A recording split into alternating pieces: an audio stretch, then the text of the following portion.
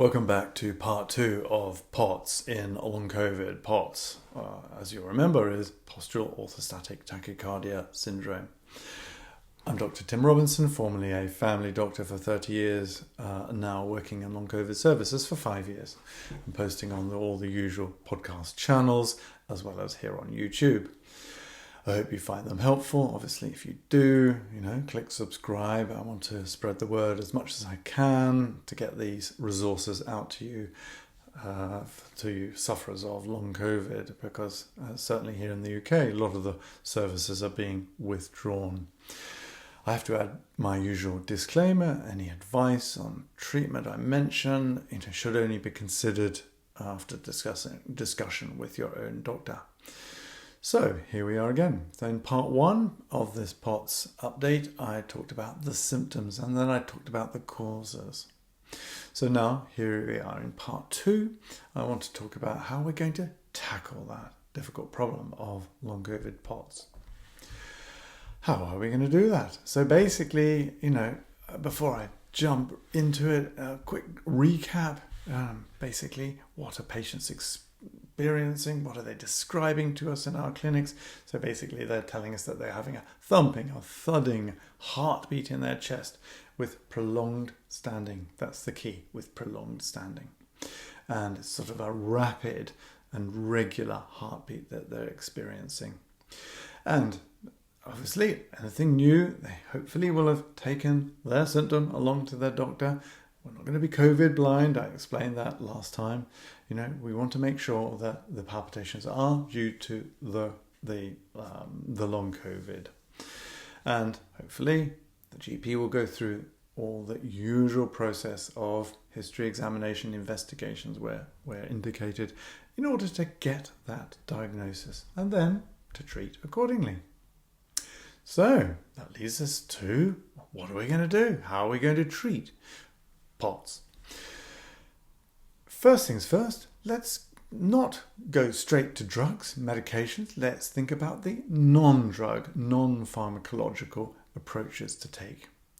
So the first thing we can do is add salt to your diet, okay? So to your food or mixed into with a drink. 1 teaspoon of salt equates to about 6-8 grams of salt, table salt quantity. That is the quantity that is helpful. And the reason behind that is that it actually aids fluid expansion. It encourages the kidney to retain fluid, okay?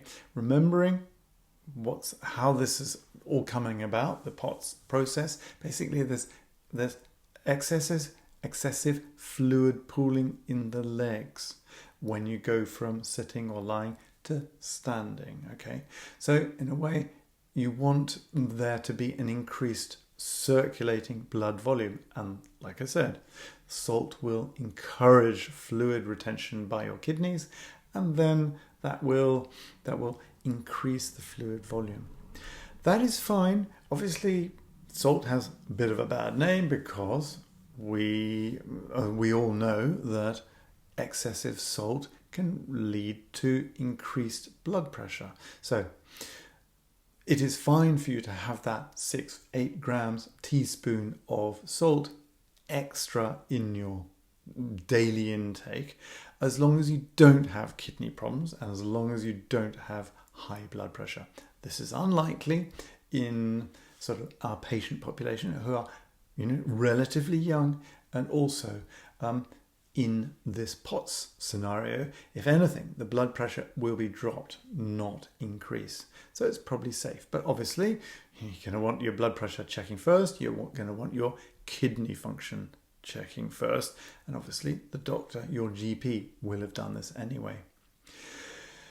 Whilst we're on the theme of trying to increase the circulating volume, obviously, by having an increase in your fluid intake, 2 to 3 litres, they say, is going to, again, help to expand your circulating volume. So that's over 24 hours.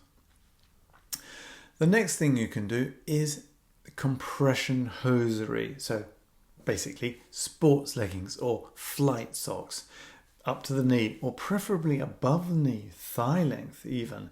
And the reason for that is basically, again, remembering the reason, the sort of physiological explanation of POTS, and that is there's blood pooling in the leg. But obviously if we're wearing flight socks or tight sports leggings, will constrict, if you like, the legs, the lower limbs, the calves and the thighs, hopefully, and then push the fluid into the circulation, and therefore there's an improved return of blood to the heart and hence to the head. So consider this. You can get, proper formal compression thigh length hosiery. What we would look for would be class 2 full length compression stockings. You can get those from the chemist. So other non-pharmacological measures, or just common sense things, really would be, because you've got palpitations, we don't want to overstimulate the heart. What can stimulate the heart? Well, caffeine can stimulate the heart, can't it? So excessive coffee or sodas, these sort of energy drinks, Lucozade Plus or whatever, can Gatorade, and there's a whole load of them. Basically, I'm not trying to single out Lucozade. There are lots of these high energy drinks for these endurance athletes that contain caffeine. Caffeine is a cardiac stimulant, so obviously we want to reduce that intake. Alcohol, again, always in moderation. Why? Because alcohol, what is it? It's a diuretic. It makes you pee, doesn't it? Pass urine. And so therefore your fluid volume reduces because it's a diuretic. So therefore that's not good for all the reasons I explained. You want to increase the fluid load, if not, certainly not reduce it. So those are the non-pharmacological, non-drug measures. Then onto the drug measures. What medication can help this problem? Well, so the first line drug is a drug called bisoprolol. Now, this is in the group of drugs called beta blockers. Beta blockers have been around for donkey's years. I think probably from the 60s, 70s, that were brought out initially to treat blood pressure, high blood pressure. So the first one that was released was something called propranolol. It is still used these days for, a number of different things, for prevention of migraine, for example, or for anxiety.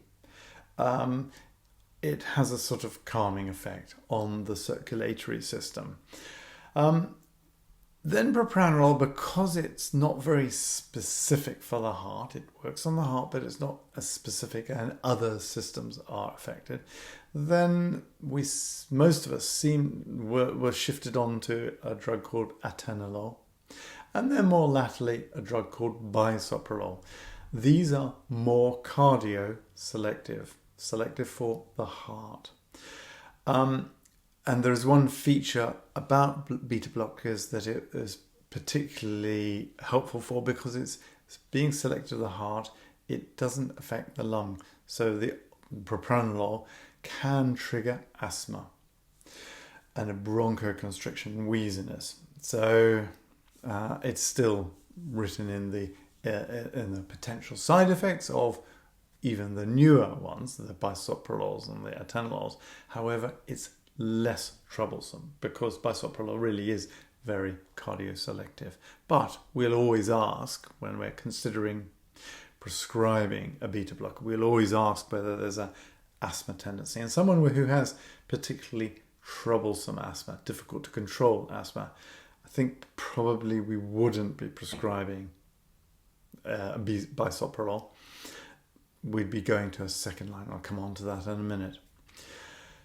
Side effect with beta blockers, it can make your legs feel a bit heavy and can contribute to fatigue, which obviously is not a good thing in the context of long COVID, because you're already feeling a bit fatigued and heavy-limbed, heavy-legged. So again, it's not necessarily that helpful if you've got that side effect from bisoprolol, as well as having your long COVID symptoms. The other incidental, other side effect that some patients do experience on beta blockers is vivid dreams. Don't know why this is, but it's not uncommon. And in my years in family practice, GP land, I did have a number of patients over those years who tell me, since you put me on this new drug, doctor, I've been having the weirdest of dreams, and it's really good to wake up in the morning. These dreams are exhausting. So just to note that.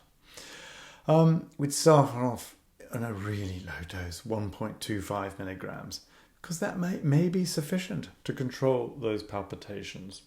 Doubling it to 2.5 milligrams is certainly justified. It's still a low dose, but 1.25, 2.5 is usually enough to control those troublesome tachycardic heart rate palpitation symptoms when you're standing up with your POTS.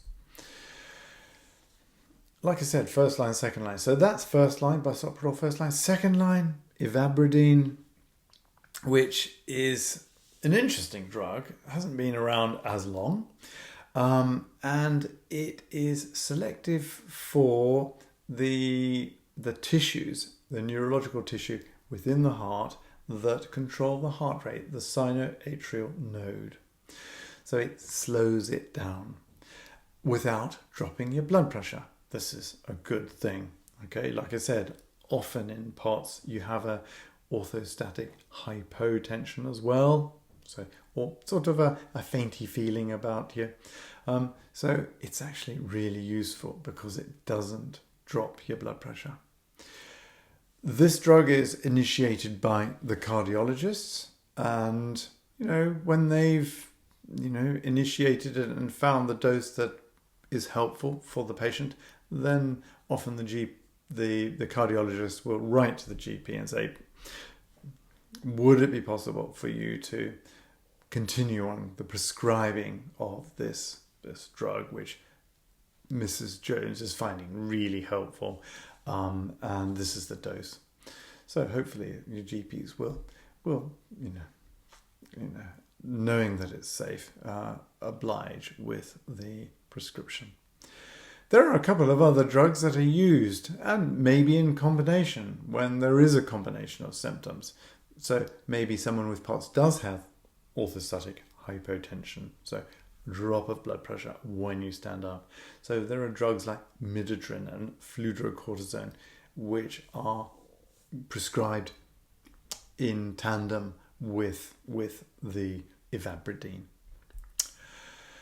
So there we are. That's POTS, and I hope that's nice and clear, and I've explained it fully. Like I said, with anything new, safety first. Take your new symptom to the GP. The GP needs to get a diagnosis. Not going to be COVID blind. And now I've taught you all about the causes behind POTS in long COVID. And that's really helpful because it does help you validate your condition. It is a reality. It's not all in the head. Yes, the gaslighters, the critics, the skeptics who don't believe long COVID can be bashed down with the knowledge, with your knowledge that you say, yes, I have POTS and it's because long COVID has done this to me. So that validation is important. Also, it helps you with accepting it. It's scary having something new, palpitations, heartbeat. I'm young. This can't be right. Okay, so you can accept it. Oh, it's my POTS. Okay, and that brings peace of mind. I then covered the treatments, both non-pharmacological, So non-drug. So remember the compression hosiery. Remember an extra teaspoon of salt, as long as you don't have blood pressure and as long as your kidneys are absolutely fine. And remember, increase fluid load, a couple of litres clear fluids a day. But remember also, the whole package in long COVID. We've got to, remember all those other aspects of how we treat long COVID, those other strategies. For fatigue, remember the 3 Ps: planning, prioritizing, pacing.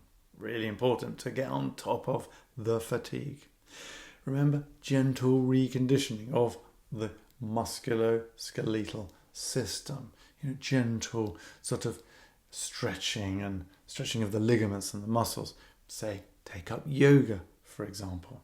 Yoga's brilliant because not only is it good for, reconditioning the musculoskeletal, the muscles, but also, it's very good for control, breath control.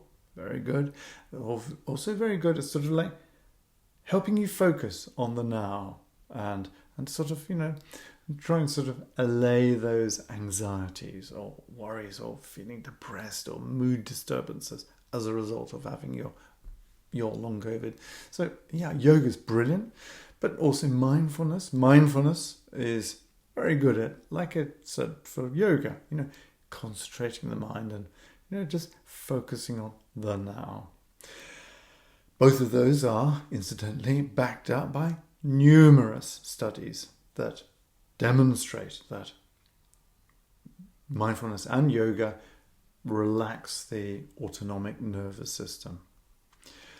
Along with all that, don't forget sensible diet, mixed balanced diet, the Mediterranean diet, which I talk about a lot, to provide you with all those building blocks for cellular repair, all those vitamins, all those minerals, all those anti-inflammatory, sort of naturally occurring, what we call polyphenols, those plant products that colour your tomatoes red and your blueberries blue and your carrots orange. These are antioxidants. They neutralise inflammation, dampen down that whole long COVID process. Really important. So diet, sleep, sensible sleep, structured sleep, go to bed at a sensible time, wake up at a sensible time, get an alarm clock, be strict with yourself, sleep hygiene, etc. All these measures are so important for the whole package. So for your POTS, no, it's not only drugs, but it's those other measures for the whole long COVID package. And just hang on in there. It is long COVID for a reason. It is a long process. But, natural healing takes time with the assistance of these other things I'm telling you in these podcasts and these YouTubes. But it does take time. So there we are. That's my update on POTS in long COVID. I hope you found it helpful. As I said at the start, this is an educational series for you long COVID sufferers who have still got the problems. But and I hope that these are trusted resources for you to refer to and support you in this process. But remember what I said, my usual disclaimer, advice and treatments, don't consider them without having run them past your doctor, your family doctor, before you embark on them. So, thanks for your feedback, any comments, appreciate it all the time. As I said at the start, I really wish I had the time to respond to all of you. I get lots of comments coming in and suggestions and queries. I wish I could have the time to be able to address, because I know that there's a shortfall of trusted resources out there. I wish I could, but please so I can't, basically respond. I really wish I could. Keep them coming in all the same, because they help me with my future posting. So, in the meantime, I wish you well with your long COVID recovery. And, until the next time, all the very best to you. Cheerio then. Bye-bye now. Bye.